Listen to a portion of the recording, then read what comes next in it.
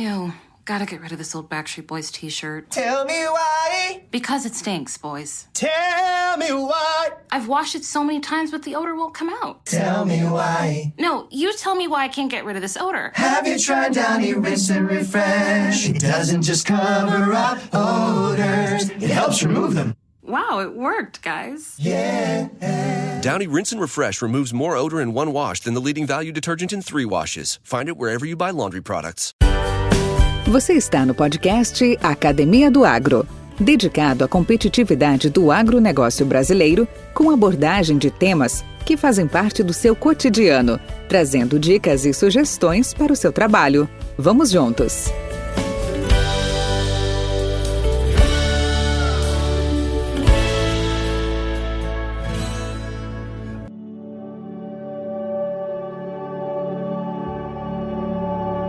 Olá pessoal, bem-vindo ao podcast Academia do Agro. Aqui é seu apresentador Valdir Franzini e com muita honra a gente está aqui novamente para conversar, trocar ideias com grandes personalidades, com grandes mentes brilhantes do nosso setor.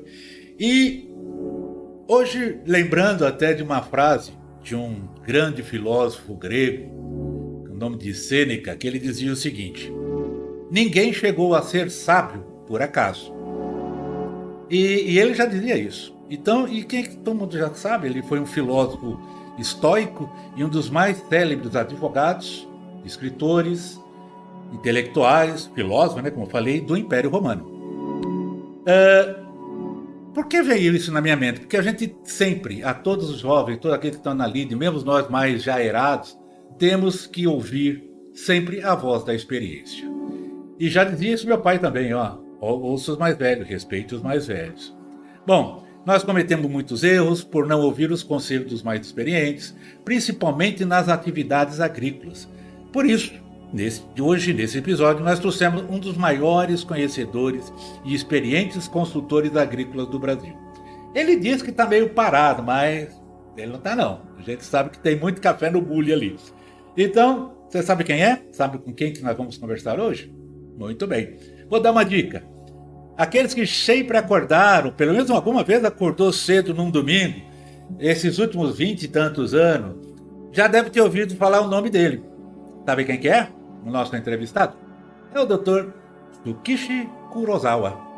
Eu vou dizer, mas quem que é o Dr. Shukichi? É consultor, que foi consultor do Globo Rural durante décadas e que muito nos orientou e tem orientado essa nossa grande população, a nossa grande comunidade.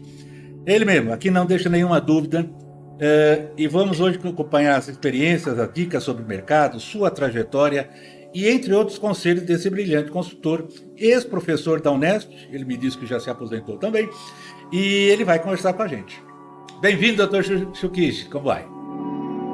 Boa tarde, Valdir. Eu agradeço muito pelo seu convite, muita honra, e hoje nós estamos aqui para contar alguma coisa que eu vivi, né, ao longo da minha vida, né? Afinal, são 83 anos. Oh, que beleza, que beleza, hein? Que bacana, hein? Eu fico muito satisfeito ter a oportunidade de contar um pouco da nossa vida, né, ao longo da nossa carreira profissional, inclusive depois de me aposentar na universidade, continuei ativo até na época quando surgiu a pandemia, né, da Covid. Da Covid. Exatamente. Tá certo. Doutor Shukichi, onde tudo começou? Conta então um pouquinho da sua história para nós. Bem, eu nasci no interior do estado de São Paulo, no município de Martinópolis, Alta Sorocabana, no estado de São Paulo. E eu nasci meio rural e vivi grande parte da minha infância, né, e juventude no meio rural, porque o meu pai vendeu a propriedade quando ele já estava preparando para ingressar na universidade, estava fazendo cursinho quando ele vendeu a propriedade, né? Então eu cursei o curso fundamental, praticamente dos 4 anos, 3 anos fiz no meio rural, onde tinha um professor ou professora que dava aula de 1º ao 3º ano sozinha. E naquele tempo, para iniciar estudo, precisava está completando 8 anos. Você veja, Valdir, com 8 anos que eu comecei a ver lá. E a família era composta de 10 pessoas, né? Meu pai, minha mãe, nós somos 6 irmãos e 2 irmãs. Então, é uma família grande, né? Eu era o quinto, né? Sendo 3 irmãos mais velhos, né? Que eles cursaram somente o fundamental, a dificuldade. E no meu caso, e das minhas irmãs, né? Meus irmãos mais novos, aí nós, o fundamental, completar o 4º ano, né? Que seria o antigo primário, tinha que viajar todo dia de ônibus. Era perto, 14 quilômetros, mas você não imagina, gastava 1 hora, 14 quilômetros. E quando chovia, não passava, né? Porque atolava lá e não vinha, né? Porque não tinha asfalto, não tinha nada naquela ocasião. Bem, então concluí em Martinópolis o curso fundamental, e a partir daí, como meu pai mora no meio rural, eu fui estudar em Presidente Prudente, né? Também na Alta Sorocabana, e lá eu cursei o médio, que seria o antigo ginasial, e o científico que eu fiz, né? Bem, então, o que aconteceu? Que, como eu cresci no meio rural, eu vivia aquilo lá. Meu pai falava, eu quero que você continue estudo, vire o doutor um dia, né? E eu falava, puxa, eu queria ficar com meus irmãos lá, né? Lá no meio rural. Mas, enfim, ele arrumou um lugar no pensionato, perdi 1 ano por causa da admissão ao ginásio, e aí ingressei e fiz o médio, né? Curso médio, que era o antigo ginásio científico, em Presidente Prudente. E engraçado que tinha uma professora que ela gostava de comentar com os alunos o que eu gostaria de ser, só para ter uma ideia, né? Eu fui o único que falou que eu queria fazer agronomia. E todo mundo ficou olhando, falou, agronomia, né? O pessoal é novo ainda, mas aquilo lá me chamou a atenção. Cada vez mais foi me chamando a atenção que meu pai produzia café, milho, algodão, batata, né? E essas culturas para exploração, e amendoim. E eu via problema, por exemplo, algodão. Quando terminei o curso fundamental, fiquei 8 meses trabalhando com meu pai. Eu pensei que não ia estudar mais. Eu via lá, ele tinha plantação de algodão e deu aquela murcha de fusário. Você sabe como é que é, né? É o fusário aqui. E as plantas começavam a morrer depois de 1 mês. Vinha um agrônomo lá e falava, isso aí chamava murcha. Isso aí não tem jeito. O fungo fica no solo, vem, ataca a planta e morre. Então isso me chama muita atenção. E outro problema grave que eu senti lá na região é a ocorrência de cancro cítrico. Você veja, de repente, de dia para noite, o pessoal chegou lá e cortou toda a plantação que nós tínhamos lá para consumo, mas tinha uma coleção muito boa, né? E aquilo, você imagina, me chamava atenção. E quando vinha o agrônomo, eu falava, puxa vida, então essa profissão que cuida de tudo isso aí, né? Isso já fiquei decidido. Bom, então eu falei que fiquei praticamente 8 meses, terminei o curso o médio, a partir daí fui fazer o vestibular. Fui para esse vestibular, como não tinha base muito boa, perdi 1 ano cursando o preparatório para prestar vestibular. E aí ingressei em 1962, na Exalc, na Escola Superior de Queiroz, em Piracicaba, e concluí o curso em 1966. Durante o curso, eu sabia das dificuldades dos meus pais, eu sempre fui atrás de bolsa. Meu pai era cooperado da Cooperativa Agrícola de Cotia, e eles davam bolsa de estudo para filhos de produtores. Durante 2 anos, eu recebi bolsa de um salário mínimo de março a dezembro. Isso ajudou muito. Eu falava ao meu pai, quando eu começar a receber, eu falava, pai, não manda mais dinheiro, porque a partir do 2º ano, eu fui morar na casa do estudante, né? Você conhece bem lá. E lá, o custo daquilo lá... Céu, né? Isso, CEL, casa do estudante universitário. Né? E E o pagamento era 1/20 salário mínimo anual. Então era de graça, praticamente. E eu também participava lá do restaurante universitário, fazia parte da diretoria, e eu pagava também, mas ajudava. Não podia contratar mais gente, só contratava os cozinheiros lá. Então tomava conta para a pessoa controlar a ficha no caixa, essas coisas assim, né? Mas foi muito interessante. Bem, e foi 2 anos. Terceiro ano eu recebi bolsa do Ministério da Agricultura, né? Uma bolsa lá que tinha lá também. Durante 10 meses eu recebi. Quando eu terminei o curso de fitopatologia, eu tive a oportunidade, através do professor Ferdinando Galli, né? Você conheceu? Que era catedrático da área de fitopatologia, e eu estava muito interessado por causa do problema do cancro cítrico e angústia difusária. Quando eu tive aula de fitopatologia, eu falei, putz, eu quero me especializar nessa área. E, por sorte, quando estava no terceiro ano, no mês de setembro, o professor Galli chegou e falou, ó, vai ter aqueles que desejam aperfeiçoar um pouquinho mais essa área, nós vamos dar aos sábados, uma mesa redonda. Tal. Aí, putz, não perdi a oportunidade. Durante 2 meses, nós tivemos uma mesa redonda, tinha a oportunidade de apresentar algumas... Não digo nem palestra, era conversação, né? Porque naquele tempo não tinha livro, não.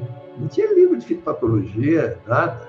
Só tinha o biológico e arquivo do Instituto Biológico e Bragância, né? Do Instituto Biológico e do agronômico. E era uma maneira de consultar. Bem, o que aconteceu? Nós começamos com em torno de 25 colegas nossos, essa mesa redonda lá que tinha, né? E nunca, o professor Galli jamais falava que aquilo era para ver o interesse do pessoal. Futuros bolsistas, você vê como é que é? Porque tinha um convênio com a Universidade Estadual de Ohio, lá dos Estados Unidos, com a Exalc.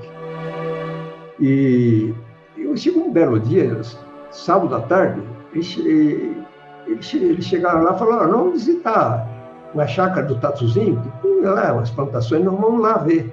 E aqueles que estiverem interessados estão convidados.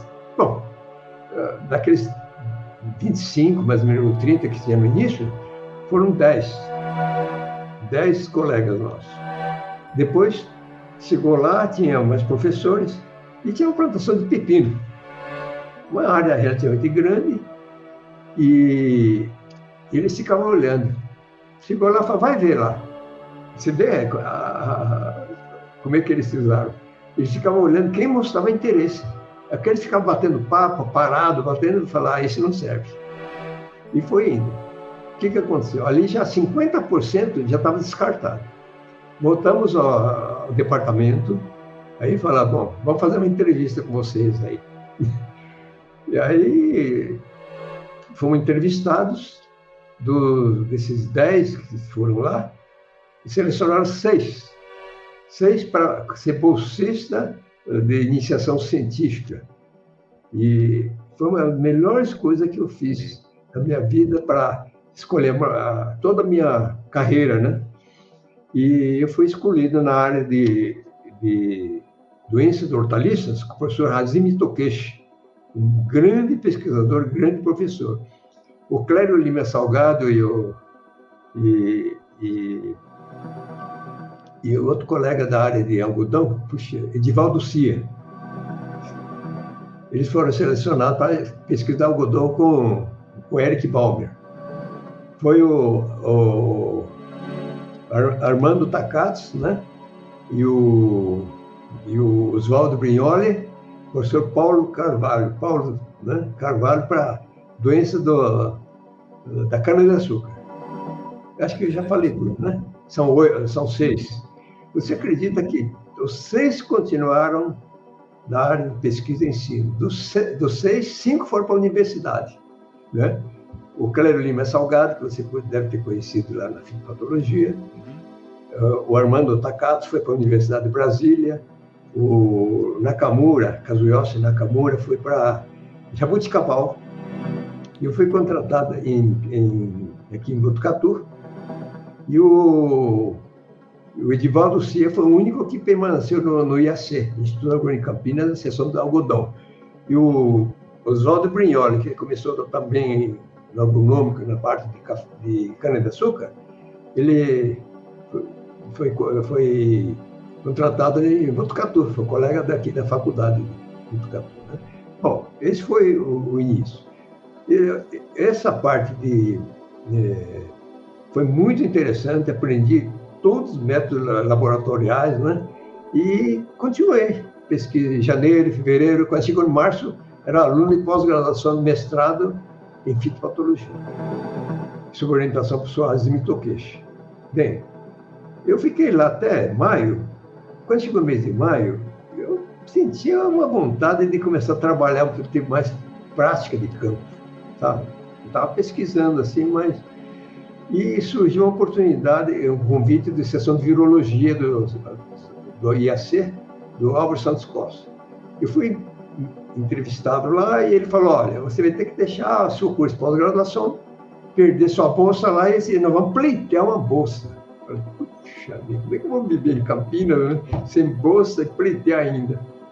Eu voltei e falei, o Santos Costa, e era meu sonho também. A sessão era muito grande, tinha pesquisador, né? E de renome internacional. Aí eu voltei meio desanimado e o Dr. Galli, né? Ele que me falou desse convite, possibilidade de contratar virologia. Quando eu retornei meio triste, falei para o Dr. Galli, ele falou, professor, puta, eu vou ter que largar esse curso, perder bolsa e pleitear uma bolsa ainda. Isso não vai dar, não. Vou ter que abrir mão da contratação. Aí ele falou, olha, você sabe, coincidentemente, o dia que fui lá em Campinas, veio o responsável da empresa Sandoz, de defensivos agrícolas, está precisando urgentemente de um agrônomo, da área, inclusive, de fitopatologia. Porque esse agrônomo era aposentado no Instituto Biológico, na área de entomologia. Né? Aí eu pensei bem e falei, puxa vida, né? Eu fui lá conversar.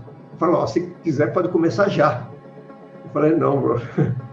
Eu preciso de pelo menos 15 dias, 20 dias, para trancar minha matrícula, fazer o relatório, porque era bolsista, né? Não podia largar. E ofereceu, naquela ocasião, eu tinha bolsa de R$500, falando, nós pagamos R$800, você vai ficar com carro, né? Com despesa paga, com gasolina, tudo, e a sua função é a parte de pesquisa com defensivos em condições de campo.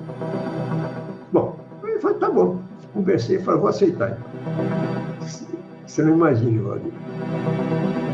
A primeira bomba que eu peguei lá é que existem trabalhos que falam que fizeram um tratamento com cobre, né? O fungicida da base de cobre tem efeito para bactérias. Bom, como o responsável não entendia muita coisa de fitopatologia, ele simplesmente falou que murcha bacteriana em batata, pulverizar com cobre que controlava. E fez o folheto. Nossa, tinha uns 500 cartas falando, pô, não funciona, tal, né? Bom, esse foi o meu primeiro. Mandei recolher tudo aquilo lá, mandar um expediente para divulgar que aquilo realmente foi um engano ali e tal, né? Esse foi o meu primeiro passo. Bom, resumindo, eu fiquei na Sandoz durante 1 ano e meio, só que não tinha sábado nem domingo, porque era pesquisa, né? Aplicava o produto, 24 horas depois tinha que fazer a avaliação se matava pulgão, trips, depois de uma semana, caía fim de semana, caía tudo. E naquela ocasião eu já namorava minha atual esposa em Piracicaba, e às vezes chegava de noite, de sábado ou domingo lá para encontrar com ela, né? Eu cheguei com aquela vida, acho que não podia continuar mais. Quando foi em novembro de 1968, comecei em setembro, em 67, né? Eu fui contratado aqui em Botucatu, na Faculdade de Ciências Médicas e Biológicas de Botucatu, que era um setor de ciências agronômicas, dentro de SAP. desse complexo. Eu tinha um diretor. E quando eu tomei posse, levei um susto. A área de fitopatologia. Como os professores, até naquela ocasião, era contratado da Exalc, vinha lá dar aula e ir embora. Do Instituto Biológico também vinha dar aula e ir embora. O agronômico, mesma coisa. Cheguei lá, falei, onde é que é meu laboratório? Aí um dos professores andou no meio do hospital, né, das clínicas aqui, subi 2 andares, abriu a porta daquele seria o quarto, né, do hospital, abriu assim e eu vi uma mesa de forma, uma cadeira e um banquinho. Falei, isso é tudo que você tem, pra você começar. Não tinha uma lâmina, um tubo de ensaio, nada, zero. Porque não tinha mesmo, né? E comecei assim, viu, Wagner? Então, levei um primeiro susto aí, mas graças a um bom relacionamento que tive com o Departamento de Fitopatologia da Exalc, eu cheguei lá e falei, professor Gali, professor, vou começar a dar aula de fitopatologia, não tem uma lâmina, não sei como é que eu vou fazer, né? Microscópio também. Aí ele chegou e falou, tudo de luxo. E tinha microscópio, mas é central, para usar para todo mundo lá. Quando sobrava, podia pegar lá e usar. E olha, ela era para aula, né? Aí, felizmente, esse bom relacionamento, 2 anos eu fui estagiário, né, de iniciação científica, mais pós-graduação, ele chegou e falou, você conversa com os professores aqui, você pode ter acesso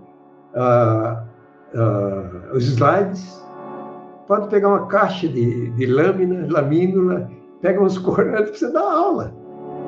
Nossa, aquilo foi mais que um pai, né? Olha, e ele era exigente, né? Você conhece bem o professor Gali, né? Sim. Bem, então eu comecei dessa forma. Então foi bastante preocupante. Bom, aí quando foi em março, eu já matriculei novamente na Exalc, comecei a fazer mestrado e doutorado, né? Resumindo, eu fiz o mestrado e doutorado lá na Exalc, e naquela época a USP permitia defender o doutoramento antes do mestrado. Não precisava ter curso. O pessoal desenvolver pesquisa e defendia lá, né? Eu, com aquela infraestrutura que eu tinha, e para justificar mestrado e doutorado, né, e comecei a fazer pesquisa com tomate, né? E por bondade do professor Razemi Tokeshi, que ele foi fazer doutorado nos Estados Unidos, tudo, e quando eu fui contratado, ele me deu toda a coleção de material de tomate que ele tinha para pesquisa. Aí comecei a pesquisar assunto, né, doença septória em tomateiro. E ia fazer tudo em Piracicaba. Instalava, fazia a medicultura lá e fazia os fins de semana. Corrido. E consegui bons resultados. Em 1982, no início de 82, praticamente terminei a parte de pesquisa, estava programado. E eu falei para o professor Gali, professor, se eu for defender doutoramento, eu vou ter vantagem financeira e se eu permitir, eu faço o mestrado, se exigir o doutorado aqui por causa do curso, eu faço também, né? E o professor Eric Baumer, na ocasião, era orientador, eles concordaram. Aí eu defendi, em 1982, o doutoramento, né? E 3 anos depois, já concluído o mestrado do doutorado, as disciplinas, né, os créditos, eu, conforme eu prometi, defendi o mestrado em Piracicaba. E assim foi. E eles não iam falar, não precisa fazer o doutorado por causa do... Você já fez, né? Por que você vai repetir? Então, acabei não fazendo. Bem, então, esse foi o início, né, nosso ali. E aí comecei todo o meu trabalho de base lá, né? E eu fiz o meu livre docência, defendi em 1980, portanto, depois de bom tempo, né? 87 anos, né?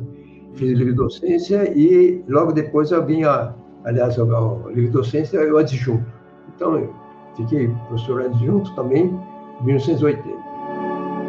E naquela ocasião, tudo era novidade, tinha poucos professores titulares, né, chamado professor regente, mas depois passou para titular para regulamentar mais, relação federal. E houve uma oportunidade, abriu possibilidade para professor titular na área de fitopatologia. Só que, naquela ocasião, tinha uma norma.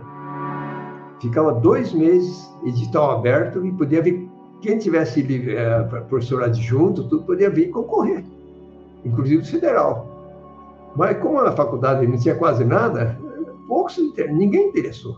Graças a Deus, era competitivo. Se eu perdesse, era demitido automaticamente. Assinei documento quando me inscrevi. E aí, felizmente, foi promovido como professor titular em 1982, né? E assim foi muito interessante. Professor, aproveitando essa etapa que o senhor está agora já como professor titular o senhor foi 30 anos, 3 décadas, né, responsável pela disciplina de fitopatologia. Como é que o senhor avalia a importância dessa área hoje para a agricultura brasileira? E nessa época, desses 30 anos, quais foram os principais desafios e conquistas que o senhor poderia trazer para nós como docente e pesquisador? Sim, é uma área, fitopatologia sempre foi, e até hoje, com todo esse desenvolvimento, tecnologia, né, é fundamental. Veja no caso dos cítricos, né, esse do declínio, tem esse caso da meleira, vários outros. Até hoje, né, um problema. E veja cítricos, quantos milhões de árvores são cortados anualmente por causa desse sintoma do amarelinho, né? Acho que falar amarelinho dá para entender, né? É uma doença causada por um tipo de bactéria, né? Inferior, não comum. E que não existe ainda variedade resistente. E tem um vetor, né? Psilídeo. E tem ainda várias doenças importantes, né? Como o caso do cancro cítrico, e surgem problemas desse tipo. Só para tomar como exemplo, na área de soja, de trigo, de milho, né, surgem problemas direto. E os fitopatologistas, juntamente com os melhoristas, né, eu inclusive sempre trabalhei também com melhoramento de tomate, tanto assim que eu lancei 3 variedades de tomate para a indústria, né? Resistente à pinta bacteriana, a nematóide, nematóide era suscetível. E uma série de outras bactérias também. Então, o que aconteceu durante todo esse período? A murcha do algodoeiro para fusário, para verticílio, para uma série de doenças, ferrugem, né? Que é tudo da nossa área e também diretamente ligado aos melhoristas, né? E isso dá uma ideia, né? E com isso, hoje se conhece muito essa parte também, não só melhoramento, também a parte de controle, manejo da cultura, né? Que nós podemos discutir ao longo da nossa conversa aqui, a importância dessa área, entender bem, não só a fitopatologia, mas como um todo, né? Fisiologia, toda a parte de micro-organismo. Inclusive, era também responsável por uma parte da microbiologia agrícola, então tive a oportunidade de ver isso. E parte de melhoramento. Eu sempre gostei da área de melhoramento, porque da minha infância, aquela de mostra de fusário de contei, né? Aquilo me tocou muito a fundo, né? Criaram a primeira variedade de algodoeiro resistente a mostra de fusário, RM, né? Resistência à murcha. 1, 2, assim vai surgindo raças, né? Vai produzindo novas variedades. E assim por diante, né? Na área de fruticultura, nossa, tem muitos problemas ainda, né? Que nós podemos citar ao longo depois, oportunamente, tá? Professor, me fala uma coisa. E como é que surgiu a oportunidade de você se tornar o consultor no programa Globo Rural? Como é que foi essa história? Como é que você chegou lá? É interessante, né? Eu me aposentei em outubro de 1998 e eu fiquei mais 5 anos como professor voluntário no departamento. O professor voluntário precisa ser oficializado dentro da universidade, né? Principalmente dentro da faculdade. E eu me aposentei meio assim, às pressas, porque o Fernando Henrique Cardoso, na ocasião, ele estava estudando a maneira de mudar o sistema de aposentadoria, idade, tempo de serviço, né? E aí deu uma febre, todo mundo estava aposentando. E eu já tinha completado os 30 anos na universidade, são 30 anos, né? De tempo de serviço, naquele tempo já podia aposentar. E o pessoal estava todo mundo aposentado e eu estava com 5 orientados de pós-graduação, de mestrado, doutorado e mais 3 de graduação. Estava com 8 alunos, né? E eu não podia largar eles. E, aliás, depois de aposentado, aí continuei como voluntário, orientei mais 2 mestrados, além daqueles 5 que eu tinha, né? Bem, então foi uma coisa assim, eu só deixei de dar aula para graduação. Eu era responsável por 4 disciplinas de pós-graduação, né? Métodos laboratoriais, controle químico, resistência de plantas às doenças e doenças hortaliças. Então, 4 disciplinas sob minha responsabilidade. Nesse período de 5 anos, eu fui passando aos poucos, né? Para os colegas nossos, que nós estávamos em 5, tinha 4 outros colegas e eles então foram assimilando toda essa parte, né? Você vê como é que é a coisa, né? O nosso colega lá de Jaboticabal, ele organizou um congresso paulista de fitopatologia lá em Jaboticabal e convidou o senhor Humberto Pereira para o chefe da Globo Rural. Reportagens, né? Para proferir uma palestra, o que é o Globo Rural lá, no congresso, na abertura. E naquele dia lá, não sei, eu participei de uma banca de manhã, do mestrado em Botucatu, eu não assistia à abertura. E aí, à tarde, eu fui lá, eu vi o Humberto Pereira, eu não conhecia, eu conhecia de televisão, nem conversei com ele. Ele ficou lá, quando foi lá para as 4 horas, mais ou menos, ele foi embora, né? Bem, isso foi em fevereiro, quando foi em início de abril, eu recebi ligação do Modesto Barreto, que ele era o professor lá em Jaboticabal, que organizou o congresso. Ele chegou e falou, olha, eu recebi convite do Humberto Pereira para ser consultor lá do Globo Rural, precisava de uma pessoa ligada de certa forma, à fitossanidade. Porque, naquela ocasião, houve uma série de problemas com intoxicação, produtos, né, químicos, então precisava de gente que trabalhasse nessa área de defesa fitossanitária. E, então, o professor Modesto falou, olha, eu estou nativa, não posso. Mas tem um professor que acabou de aposentar, faz 5 meses que se aposentou, entre em contato, quem sabe se ele possa preencher essa possibilidade. Aí, ele falou, estava aposentado, né, embora tivesse orientado no doutorado. Falei, eu vou, vamos ver. Aí o Humberto Pereira me ligou e falou, olha, venha tal dia aqui. Então fui lá de manhã, conversei com ele. De tarde eu já participei da reunião, porque eu aceitei. Comecei dessa forma, viu? E desse jeito. Veja como é que é a situação, né? Então lá tem um veterinário, que é professor da USP, né? O Henrique Urdolani, que é um professor muito competente. E eu como agrônomo. Lá na Globo não tem nenhum veterinário agrônomo. O pessoal acha que está cheio disso. Não tem. Não tem. E durante até a época da pandemia, você vê como é que é o sistema. Nós nunca tivemos, toda quarta-feira à tarde, nós íamos lá, a partir das 3 horas, nós tínhamos uma reunião. Nós não tínhamos pauta. Chegava lá na hora, entrava na sala, aquele que todos nós assistimos, projetava lá. Quando era parte animal, o veterinário falava primeiro, dá o parecer. Também eu falava também na área animal, né? Dentro do possível, lógico. Quando não era animais, sempre era o primeiro, até hoje, né? Sou o primeiro a se manifestar. Se a matéria está boa, aonde que deve ser corrigido, o que está bom. Você veja, assim... Vocês tinham poder de veto, tipo, você, olha, não vai por aí porque está errado esse caminho. Chegaram a bloquear trabalhos, na verdade, reportagem, né? Levantamento, pesquisa que eles fizeram? É uma boa pergunta, viu? Então, a gente chegava lá, não sabia nada, era no escuro, né? Assistia pela primeira vez. Na hora, chegava sem terminar, e ele brincava ainda. Deu seu parecer e depois cale para sempre. Brincava, né, o Humberto Pereira. Bem, nós temos poder até de vetar.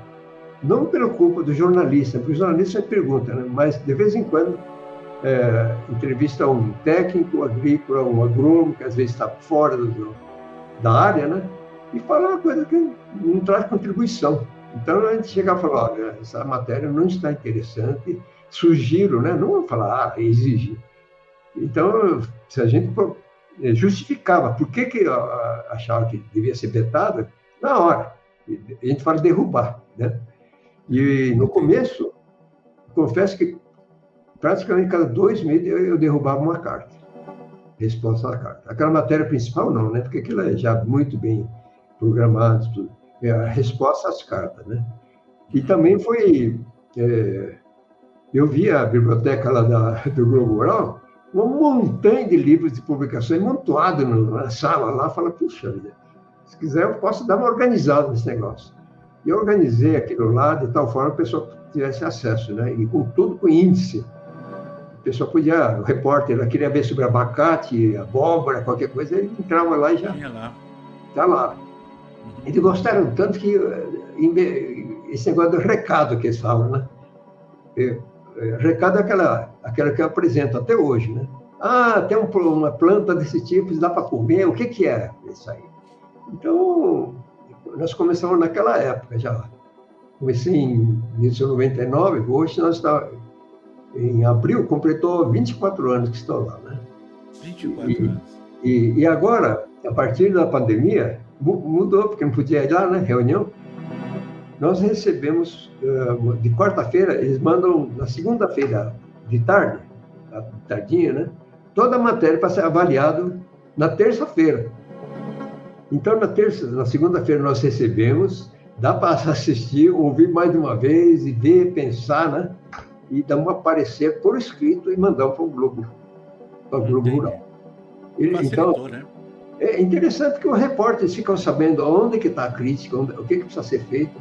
E no dia seguinte, terça-feira, exatamente às 15 horas, nós entramos como nós estamos fazendo aqui hoje. Nós ficamos das 3 até 4h30, 5 horas, 5h30, às vezes ficamos 2h30 sentados discutindo, né, dependendo da semana.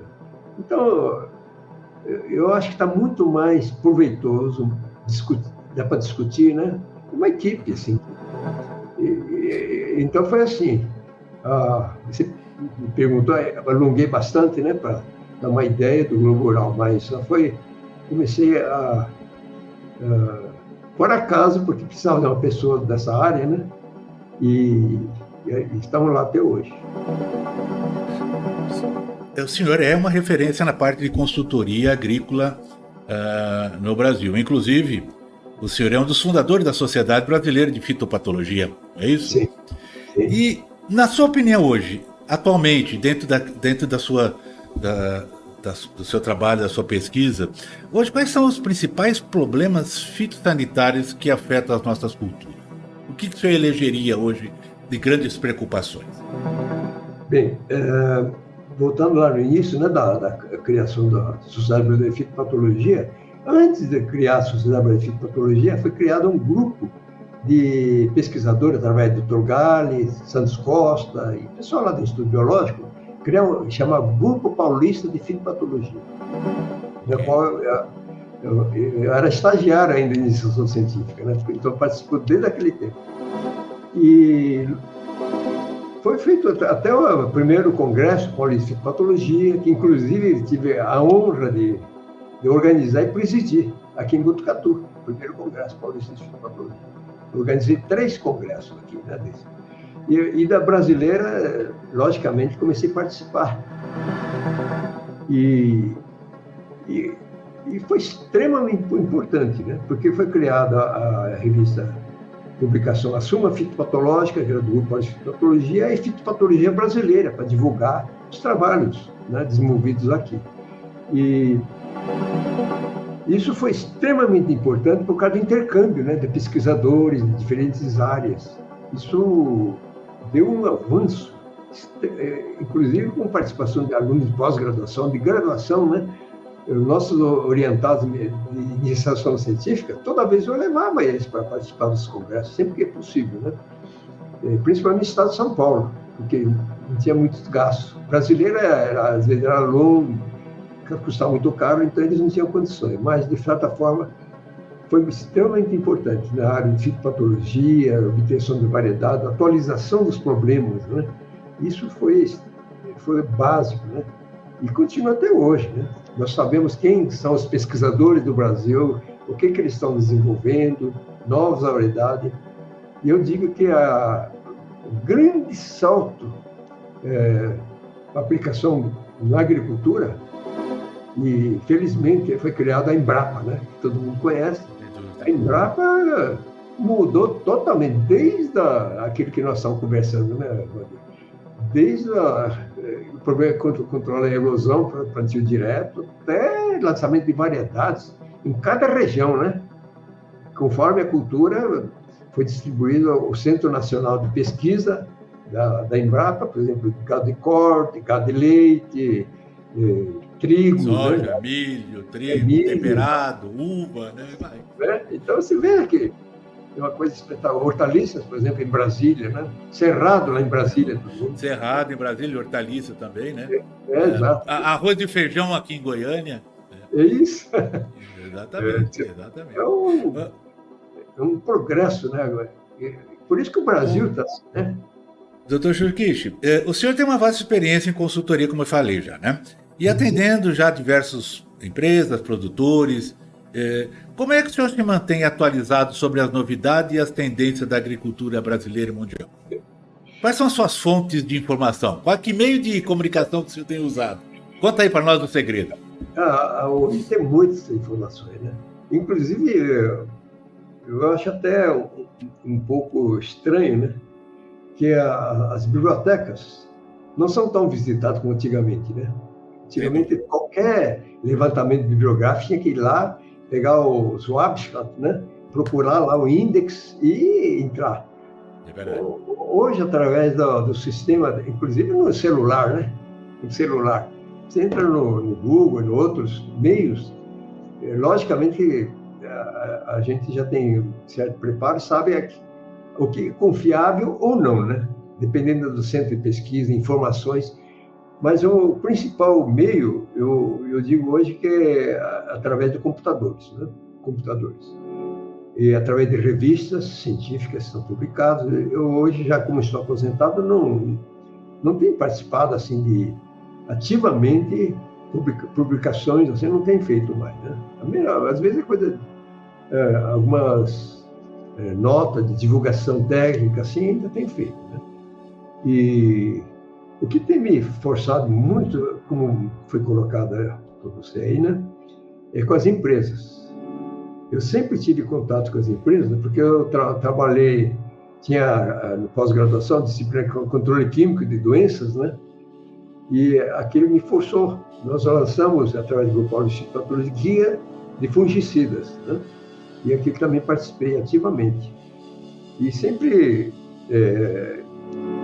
jamais deixei de acompanhar, atualizar para controle químico de doença, controle biológico, controle através de variedades resistentes, né? Variedades tolerantes, precoces, né? Tudo isso. Então, e controle biológico também. Então, são várias áreas que como eu tenho afinidade, tenho facilidade para isso. Então, proferi muita palestra para empresas como BASF, a Rode, a Rocco, a Harabras, né, vários deles. E para a BASF, nos últimos, até a época da pandemia, da Covid, fui consultor inclusive, eu não aceitava da outra empresa por questão de ética, porque fizemos um contrato, né?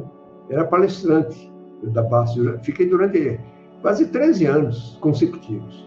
E tive a oportunidade desse contato de visitar, inclusive, a matriz lá na Alemanha, que é uma cidade, são 35 mil funcionários num único local. É espetacular, né? Então, isso dá uma ideia, né? Você passou, você tem dito, inclusive, nos seus comentários, mesmo agora na nossa entrevista também chegou a comentar, a importância, né, do aprendizado a partir das dificuldades. Você se formou em função das dificuldades. Exatamente. Você poderia compartilhar um exemplo de como é que você aplicou esse método em sua trajetória profissional? Bom, eu sempre usei, para ser mais objetivo, né, baseado no problema, né? Não é inventar, falar, fazer isso, às vezes não tem importância.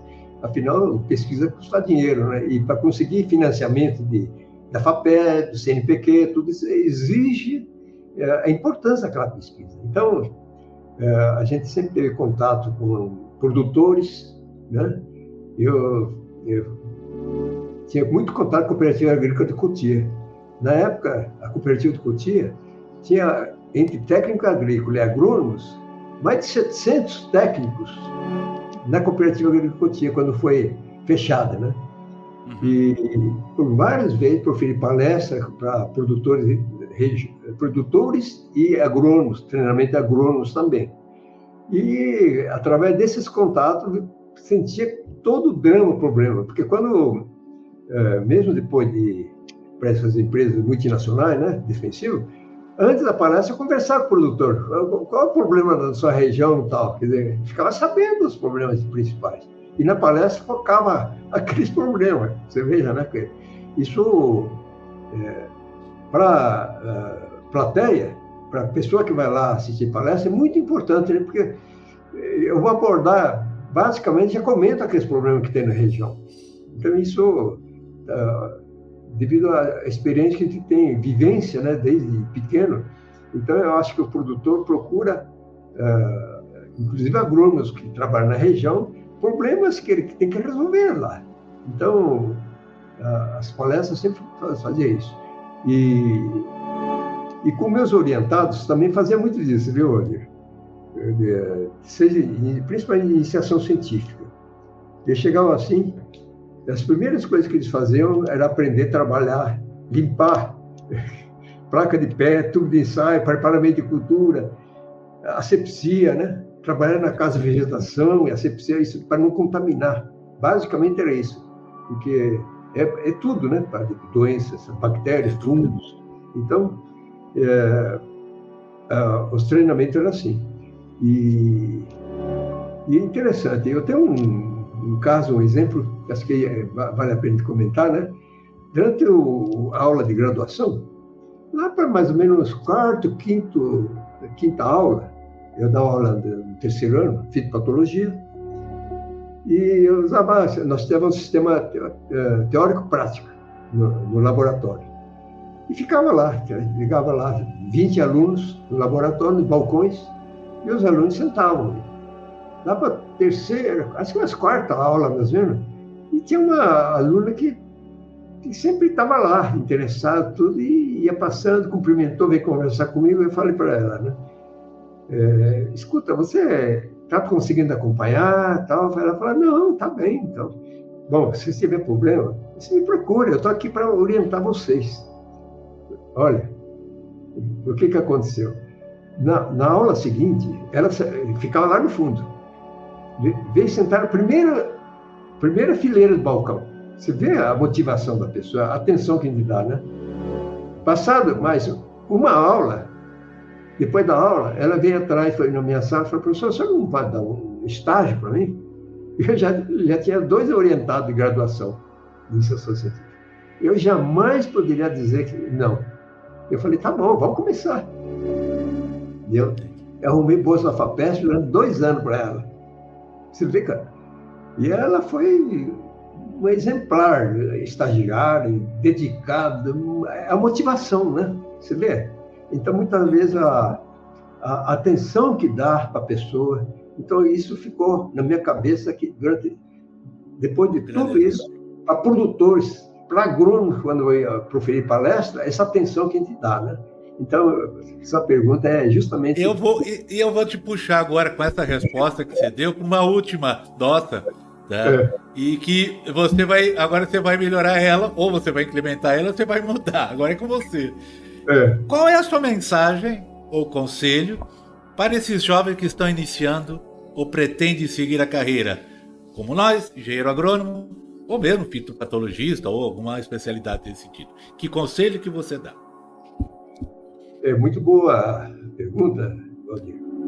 Eu digo, em primeiro lugar, seja lá qual for a profissão, que a pessoa, desde jovem, precisa se dedicar, precisa estudar. É hora de estudar. É hora de trabalhar, de se divertir bastante, praticar esporte, né? Tudo. Viver. Mas precisa pensar no futuro. Porque sem conhecimento, sem estudo, não vai ter possibilidade. A competição é muito grande. Então, à medida que vai subindo os cursos, precisa começar a verificar, né? Ver qual a área que dá mais interesse para as pessoas. Isso aí para qualquer área, né? Se for para agronomia, seja lá para melhoramento, seja para solos, fertilidade, né? E começar a fazer estágio. Terminar o curso sem fazer estágio, sem nada, e querer aperfeiçoar depois, aí é complicado. Complicado porque... É um desperdício, né? Exatamente. É muito tarde quando chegar. Então, o recado que eu deixo para os jovens é que deve ter na mente e ter exemplo de professores, profissionais que estão na área, a competência dessas pessoas. E essas pessoas não chegaram lá por acaso, né? Então, tenha sempre em mente que, para ser alguém na vida, precisa se sacrificar, se dedicar, ser persistente, né? E determinado. São duas palavras, né? Persistente e com determinação. Tem gente que, na primeira fracasso, já desiste. Não desista, seja persistente, converse com as pessoas. Não se isole, porque a conversa com as pessoas traz ideias, a visão, né, dessa pessoa e dessa forma vai crescer na vida, né? Como profissional, como pessoa, como cidadão, em todo sentido, né? E eu sempre prego e falo que nós precisamos pensar assim, ter a mente no lugar, né? Precisa ter dominância, dominar a mente, porque se não dominar, a pessoa começa a falar bobagem, começa a brigar, né?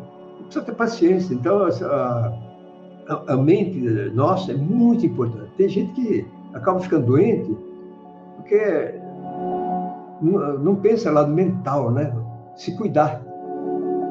Isso é muito importante. Então, essa mensagem que eu passo. Dedica, seja persistente, né? E pense no futuro, pense... não é só na pessoa, é o futuro da pessoa, da família, da profissão, né? Como profissional. E é assim que nós crescemos, né? E todos nós temos condições, desde que se dedique e acredite em si, vai chegar lá, né? Doutor Churquish, que coisa boa, que bacana ter esse momento agradável com você, com esse papo bacana que tivemos, com essas informações. A todos os nossos ouvintes, vai estar na nossa descrição do episódio aqui o contato do Dr. Churquish, meu contato. Aí fique à vontade de fazer seus comentários, perguntas, a gente está aqui para isso mesmo, tá? Quero te agradecer novamente, doutor, por essa oportunidade e deixando claro que aqui é uma arena aberta, sempre à sua disposição, tendo novidades, tendo coisas para nos trazer, querendo trazer algum comentário, alguma coisa, por favor, já é uma casa porta aberta sempre, tá? Muito obrigado pela oportunidade. Grande abraço para você. Obrigado. Eu que agradeço, Valdir, pela oportunidade. Foi um prazer, viu? E conte comigo sempre que for necessário. Tá? Um abraço. Obrigado. Outro. Tchau, tchau.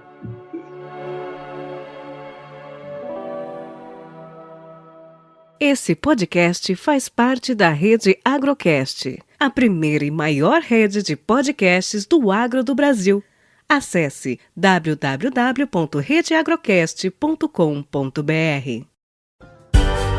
Com temas expressivos e dinâmicos, esse intercâmbio semanal visa oferecer um melhor desenvolvimento em suas habilidades profissionais e nas atividades e práticas do seu cotidiano. Somos da Academia do Agro, o podcast para todos aqueles apaixonados pelo agronegócio. Te aguardamos no próximo episódio. Até lá!